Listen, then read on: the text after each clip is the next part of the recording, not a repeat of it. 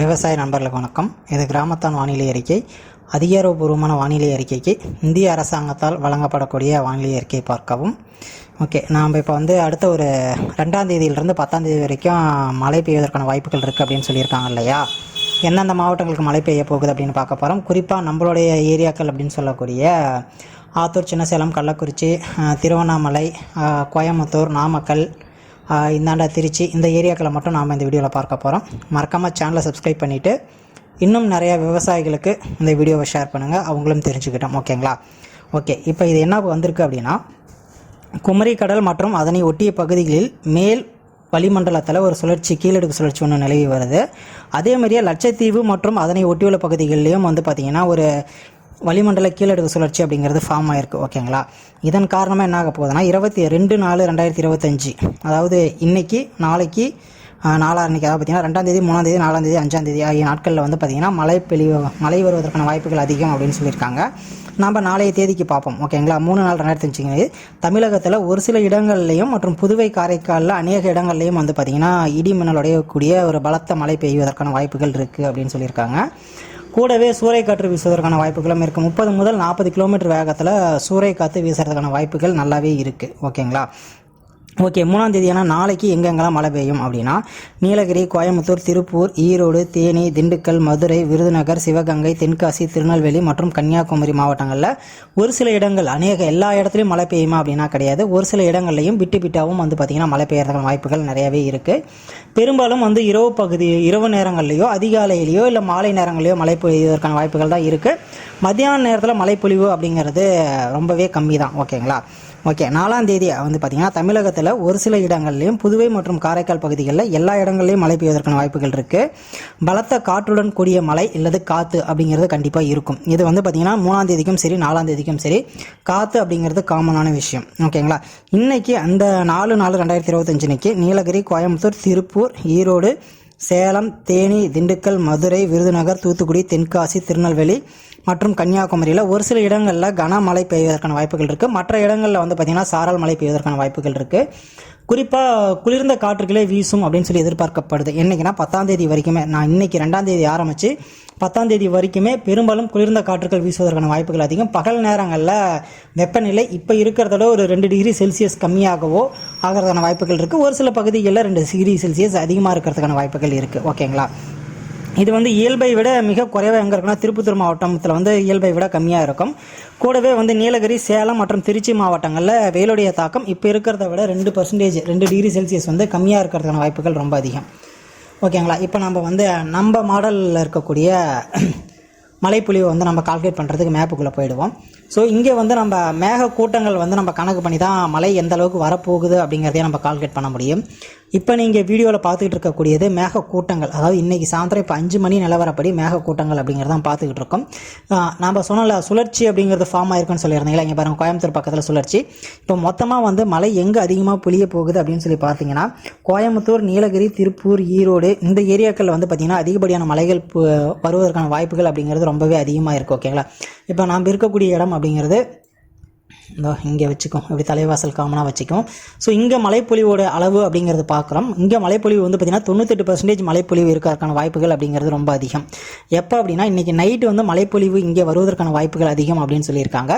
கூடவே மழைப்பொழிவோட தாக்கம் அதிகமானால் அதிகப்படியான மழைகள் வரப்போகுதா அப்படின்னா அதிகப்படியான மழைப்பொழிவு அப்படிங்கிறது எதிர்பார்க்க முடியாது. சாரல் மழையோ மிதமான மழையோ வருவதற்கான வாய்ப்புகள் அதிகம். பெரும்பாலும் குளிர்ந்த காற்று அப்படிங்கிறது பார்த்திங்கன்னா இன்றைக்கி நைட்டே பார்த்திங்கன்னா வீச ஆரம்பிச்சிடும். அதாவது நாளை காலையில் அதிகமான குளிர்கள் இருக்கும். சாரல் காற்று அடிக்கிறதுக்கான வாய்ப்புகள் அதிகம். சாரல் மழை 1-2 படுவதற்கான வாய்ப்புகள் அதிகம். ஓகேங்களா?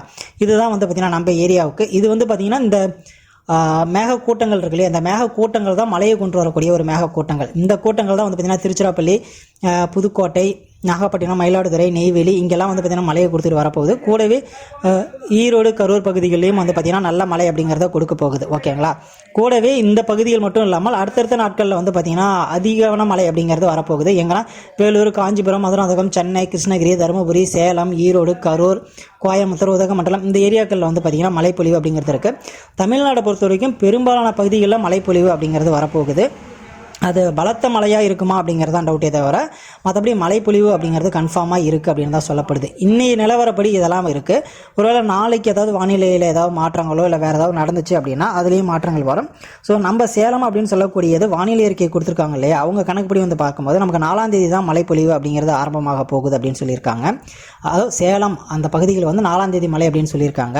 ஆனால் கள்ளக்குறிச்சி அப்படிங்கிற ஒரு டீட்டெயிலை எந்த ஏரியாவிலையுமே மென்ஷன் பண்ணல. காரணம் என்ன அப்படின்னா, நமக்கு சேலம் அப்படி சேலத்தில் மழை சொல்கிறப்ப எப்பயுமே நமக்கு இந்த கள்ளக்குறிச்சி பார்டர்லையோ இந்த தலைவாசலுக்கு இந்தாண்டியோ ஆத்தூருக்கு இந்தாண்டியோ வந்து மழை பெஞ்சதா இது வரைக்கும் சரித்திரமே கிடையாது. ஸோ கள்ளக்குறிச்சி அப்படிங்கிற ஒரு பேரை பொதுவாகவே அவங்க இதிலிருந்து எடுத்துட்டாங்க. ஓகேங்களா, சேலத்தோடு வந்துருச்சு. இந்தாண்ட விழுப்புரம் கள்ளக்குறிச்சியை வந்து பார்த்திங்கன்னா டோட்டலாகவே அவாய்ட் பண்ணிட்டாங்க. பட் ஆனால் மழைப்பொழிவு அப்படிங்கிறது கண்டிப்பாக இங்கேயுமே இருக்குது. ஓகேங்களா, ஓகே. அடுத்து நம்ம 3ஆம் தேதி பார்ப்போம். 3ஆம் தேதியை பொறுத்த வரைக்கும் நமக்கான மழை திரட்சி அப்படிங்கிறது இருந்துகிட்டே தான் இருக்குது. ஸோ அதான் நம்ம சொன்ன மாரி பெரும்பாலும் வந்து பார்த்திங்கன்னா மழைப்பொழிவுகள் என்னோட கால்குலேஷன் படி 3ஆம் தேதியும் 4ஆம் தேதியும் வந்து பார்த்திங்கன்னா மழைப்பொழிவுக்கான வாய்ப்புகள் இருக்குது. அதற்கப்புறம் வந்து பார்த்திங்கன்னா குளிர்ந்த காற்றுகள் வீசும். மறுபடியும் வந்து பார்த்திங்கன்னா 5ஆம் தேதி ஒரு மழைப்பொழிவு அப்படிங்கிறது எதிர்பார்க்கலாம். அதாவது 3ஆம் தேதி மத்தியானத்தில் இருந்து 5ஆம் தேதி வரைக்கும் நமக்கு வந்து பார்த்திங்கன்னா மழைப்பொழிவு அப்படிங்கிறத எதிர்பார்க்க முடியுது. ஓகேங்களா, அதற்கப்புறமா ஒரு சின்ன கேப்போ இல்லை குளிர்ந்த காற்றோ வந்து பார்த்திங்கன்னா வீசுவதற்கான வாய்ப்புகள் அதிகம். நீங்கள் மேப்பில் பார்க்கும்போதே தெரியும் இந்த குளிர்ந்த காற்றுகள் எந்த அளவுக்கு நம்மளை நோக்கி வருது அப்படிங்கிறது தெரியும். அந்த குளிர்ந்த காற்றுகளை பொறுத்தே நமக்கு எந்த அளவுக்கு மழைப்பொழிவு வரப்போகுது அப்படிங்கிறது இருக்குது. ஓகேங்களா, இது வந்து பார்த்திங்கன்னா 6ஆம் தேதி ஞாயிற்றுக்கிழமை வந்து பார்த்திங்கன்னா ஒரு மிதமான காற்று வந்து வருவதற்கான வாய்ப்புகள் அதிகம். கூடவே வந்து பார்த்திங்கன்னா அந்த மேகக்கூட்டங்கள் குளிர்ந்து போய் வந்துச்சுன்னா ஒரு தூறல் மழையோ இல்லை சாரல் மழையோ வருவதற்கான வாய்ப்புகள் நல்லாவே இருக்குது. ஓகேங்களா, இது அதோடைய விலை நிலவரம். அடுத்ததாக வந்து இப்போ இதோட முடிஞ்சிருதாடா 8ஆம் தேதி 10ஆம் தேதி வரைக்கும் சொல்கிறீங்களே அப்படின்னா, இதில் இன்னும் மாறுதல் ஏற்படும் பட்சத்தில் 10ஆம் தேதி வரைக்கும் இருக்குது. ஆனால் அந்த குளிர்ந்த காற்று வீசுறது அப்படிங்கிறது கண்டினியூஸாக இருந்துகிட்டே இருக்கும். பகல் நேரத்தில் வெப்ப அலைகள் அப்படிங்கிறத பார்ப்போம். ஓகேங்களா, பகல் நேரத்தில் வெப்பநிலை அப்படிங்கிறது நம்ம சொன்ன மாதிரியே தான் இருக்கும். அதாவது அந்த ஒரு செல்சியஸ்லேயே தான் இருந்துகிட்டு இருக்கும். அதோட கம்மி ஆகிறதுக்கான வாய்ப்புகள் இல்லை. நம்ம ஆல்ரெடி சொன்ன மாரி வழக்கத்தோட ஒரு 2 டிகிரி செல்சியஸ் 3 டிகிரி செல்சியஸ் கம்மியாக இருக்கும்னு சொன்னோம் இல்லையா. பாருங்கள், நாளைக்கு வந்து நமக்கு மழைப்பொழிவு அப்படிங்கிறத போட்டிருக்காங்க. அதிகாலையிலேருந்தே மழைப்பொழிவு அப்படிங்கிறது போட்டிருக்காங்க. ஸோ அதற்கேற்ற மாரி பார்த்திங்கன்னா பகல் பொழுதில் வந்து வெப்பநிலை அப்படிங்கிறது கொஞ்சம் குறைஞ்சி தான் இருக்கும். இப்போ இன்றைக்கெலாம் வந்து 33 34 இருந்துச்சு. இப்போ வந்து பார்த்திங்கன்னா 32 டிகிரி செல்சியஸ் 30 டிகிரி செல்சியஸ் அப்படின்னு இருக்குது. ஸோ எந்த அளவுக்கு பகலில் புழுக்கமாக இருக்கோ வெப்பம் அதிகமாக இருக்கோ அந்த அளவுக்கு இரவில் நமக்கு மழைப்பொழிவு அப்படிங்கிறது கன்ஃபார்மாக இருக்குது. நைட்டு பாருங்கள், இன்றைக்கி நைட் வந்து 26 டிகிரி செல்சியஸ்க்கு வந்துருச்சு. பகல் பொழுதை பார்க்குறப்போ 31 டிகிரி செல்சியஸ் அப்படிங்கிற லெவலில் போயிடுது. ஓகேங்களா, 32 33. ஸோ இந்த ஒரு வெப்பம் பகலில் எந்த அளவுக்கு வெப்பம் அதிகமாக இருக்கோ அந்த அளவுக்கு வந்து பார்த்திங்கன்னா நமக்கு இரவில் குளிர்ந்த காற்றும் வீச போகுது. ஓகேங்களா, ஸோ இதை பொறுத்து தான் மழைப்பொழிவு அப்படிங்கிறது இருக்குது. இந்த வீடியோ மூலிமா உங்களுக்கு என்னென்னைக்கு மழைப்பொழிவு இருக்குது அப்படிங்கிறத சொல்லியிருப்பேன்னு நினைக்கிறேன். பெரும்பாலும் தமிழ்நாடு ஃபுல்லாக எல்லா பகுதிகளுக்குமே மழைப்பொழிவு அப்படிங்கிறது இருக்குது. பார்ப்போம். 10ஆம் தேதி வரைக்கும் இப்பொழுதைக்கு மழைப்பொழிவு அப்படிங்கிறது சொல்லியிருக்கோம். அதாவது எனக்கு தெரிஞ்சு வந்து பார்த்திங்கன்னா 3ஆம் தேதியிலிருந்து 7ஆம் தேதி வரைக்கும் மழை வருவதற்கான வாய்ப்புகள் இருக்குது. நமக்கு தெரிஞ்ச ரேடார் படி நாம் பார்த்தபடி. ஸோ அவங்க என்ன சொல்கிறாங்கன்னா 10ஆம் தேதி வரைக்கும் மழைப்பொழிவு அப்படிங்கிறது இருக்குது. 5ஆம் தேதி குறிப்பிட்டு பார்க்கும்போது தமிழகத்தில் ஒரு சில இடங்களிலும் புதுவை மற்றும் காரைக்கால் பகுதிகளில் இடி மின்னல் மற்றும் பலத்த காற்றுடன் கூடிய மணிக்கு 30 முதல் 40 கிலோமீட்டர் வேகத்தில் லேசான முதல் மிதமான மழை பெய்யக்கூடும். இது வந்து 5ஆம் தேதி. அதாவது தமிழ்நாடு ஃபுல்லாக மழைப்பொழிவு அப்படிங்கிறது இருக்குது. மிக கனமழையா அப்படின்னா கிடையாது, ஒரு கனமழை மிதமான கனமழை அப்படிங்கிறது எதிர்பார்க்கப்படுது. இப்போ சேலம் எடுத்தாலும் சேலத்தில் எல்லா பகுதிகளுமே அந்த மழை பெய்யுமா அப்படின்னா எல்லா பகுதியிலும் பெய்யாது. தலைவாசலில் பெஞ்சா ஆத்தூரில் பெய்யாத விட்டுரும், ஆத்தூரில் பெஞ்சா இங்கே தலைவாசல் வந்து சுற்றுவட்டார பகுதியில் பெய்யாத விட்டுரும். ஒரு 2-3 கிலோமீட்டர் அதோட அங்கே பெஞ்சிருக்குது, நம்ம ஊருக்கு பெய்யல இருக்கட்டும் அப்படிங்கிறோம் இல்லையா. அதேமாரி தான் இந்த ஒரு மழை அப்படிங்கிறது இருக்கும். ஸோ வெயில் காலத்தில் பெய்யறதுனால இந்த மழைப்பொழிவு அப்படிங்கிறது இதுமாரி தான் இருக்கும். ஓகேங்களா, வீடியோ பார்த்த அனைத்து நண்பர்களுக்கும் நன்றி. மறக்காமல் சேனலை சப்ஸ்கிரைப் பண்ணிட்டு இன்னும் நிறைய விவசாயிகளுக்கு ஷேர் பண்ணுங்கள், அவங்களும் தெரிஞ்சுக்கிட்டோம். நன்றி.